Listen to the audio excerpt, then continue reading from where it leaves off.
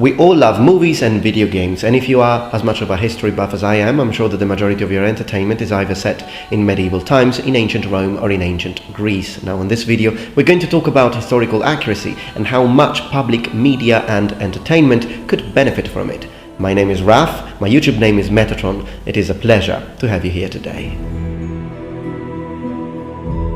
Hello number ones, welcome back to my channel. This is the Metatron speaking, and for those of you who are new to the community, I'm a school teacher, trained linguist and an historical reenactor, and I'm also the founder of the Legio 20th, a historical reenactment group where we reenact an early imperial legion of the times of the Principate. We train in formation combat, gladiatorial combat, and we also have a Metatron sword study group where we study medieval combat, sword and shield and longsword. Now, one of the things that I like doing with my YouTube channel is to give a little bit of a sort of academic perspective on video games and movies, making reviews. Now, when examining the historical accuracy of films and video games on this channel, there are three main things that I examine. First and foremost, the accuracy of the plot, the story, how much it differs from the real historical events. Secondly, we discuss arms and armor and whether it's anachronistic or completely fantasy, or whether it's actually acceptable for the historical setting, whether it be medieval or whether it be ancient. And the third thing is combat. Now, in this video, on the second part of the video, will be focused entirely on combat. But first and foremost, I'd like to spend a few words on both the historical accuracy of plots and the historical accuracy of arms and armor.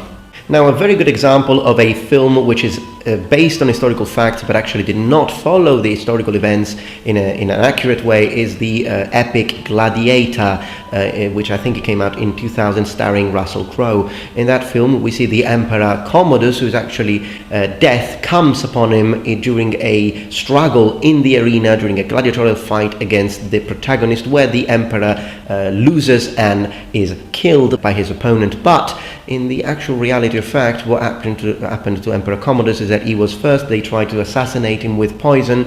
They did not succeed into that, and therefore they decided to actually have him strangled in his bath. Now, from the point of view of filmmakers, I can understand why they would choose to twist history in order to make it for a more epic grand finale. Although, as an educator, I'd rather they at least said that that's not how the emperor died. Now, when talking about historical inaccuracy in terms of arms and armor, well, I think the TV series Vikings is an excellent example of two things that normally happen. It's either they come up with a completely fantasy design out of the blue, something that was never actually used, and a good example of that is the omnipresent biker gear, studded leather, sleeveless jerkins that never really happened. If we had to equip people of that time, well, warriors of that time, well, please either dress them in mail or dress them in gambeson.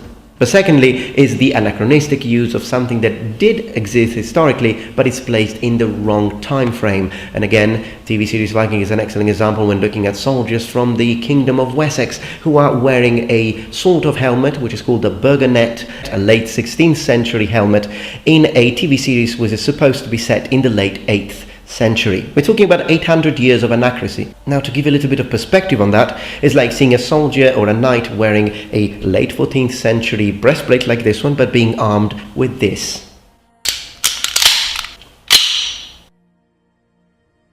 Now, unfortunately, when talking combat, what happens in the majority of video games and TV series is that we see people who are clearly completely untrained, wielding weapons, who are supposed to be trained knights or professional soldiers. Now, when I say they are not trained, clearly they do hire sword choreographers, but unfortunately these sword choreographers are the people who actually come up with these fighting, duel or battle choreography, don't know what they're talking about, don't know what they are doing. They are stuntmen, they are not actual fighters. And when I say actual fighters, in our day and age, what I'm proposing with this video is that there are so many people who are actually trained in HEMA, historical European martial arts, that it's ludicrous to imagine why they wouldn't hire people like that. People, for example, such as Matt Easton from Scholar Gladiatoria channel, people like Roland W. I do not have the guts to attempt pronouncing his surname, or even the HEMA practitioners of the Historical Fencing Academy. These are just examples of people who have so much practice that if they were the ones designing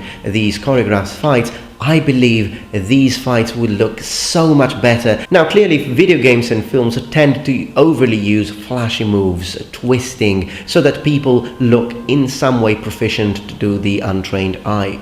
But the problem is that these people don't know how to wield a weapon, don't know the basic concept of distance, of timing. They don't understand guard positions. They don't understand footwork. And there are many different ways you can hold a sword or you can hold a shield.